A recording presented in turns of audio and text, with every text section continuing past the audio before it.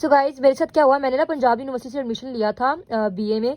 और पंजाब यूनिवर्सिटी वालों ने बीए खत्म कर दिया और वो उड़ गया। मतलब क्या यार, मतलब 4-5 महीने गुजर गए थे, मेरा सारा टाइम भी ज़ाया हो गया, मेरी फी भी उड़ गई, लेकिन फी उन्होंने मुझे थोड़ी बहुत रिफंड कर दी थी और मेरी बुक्स भी ज़ाया हो गई। आज हम जा रहे थे एक शॉप पर जहाँ पे मुझे ओपन यूनिवर्सिटी से दोबारा से एडमिशन लेना था। ओपन यूनिवर्सिटी में ये होगा, वो मेरा बीए करवाएंगे सेमेस्टर वाइज, यानी कि मुझे 4 बार पेपर देने पड़ेंगे एवरी 6 मंथ बाद। और अब यही ऑप्शन रह गया था। अब मैं, अम्मी और आप ही निकल पड़े। अम्मी को जाना था वहाँ पे थोड़ा शॉपिंग वगैरह करने, हम लोग जा रहे थे रेलवे रोड पे। और वहाँ पे अम्मी ने कुछ सामान वगैरह खरीदना था, ग्रोसरी वगैरह। और मैंने और आप ही ने जाना था शॉप पे। तो आप ही को भी कुछ अपनी स्टडीज़ के हवाले से ही पूछना था, तो वो मेरे साथ चल पड़ी।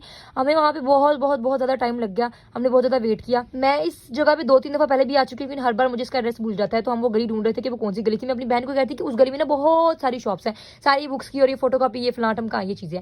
वहाँ पे हमें फिर एक कॉलेज मिला जिसका नाम सर सैयद कॉलेज है। इसके बारे में मैंने बहुत सुना है, पर मैंने आज तक उसको देखा नहीं हुआ था। और ये बिल्कुल खंडर की तरह लग रहा था, पता नहीं यही है कि कोई और है, लेकिन सुना है कि यही कहीं पास से है।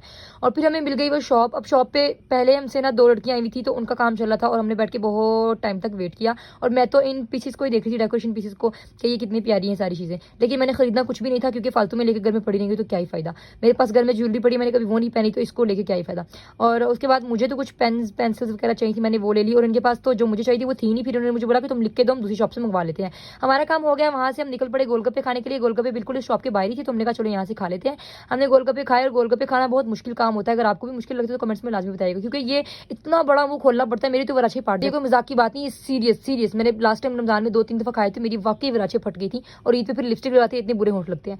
खैर, गोलगप्पे वाकई में बड़े ज्यादा टेस्टी थे। और बस मिलते हैं नेक्स्ट ब्लॉग में, अभी के लिए अल्लाह हाफिज। हम आगे घर वापस।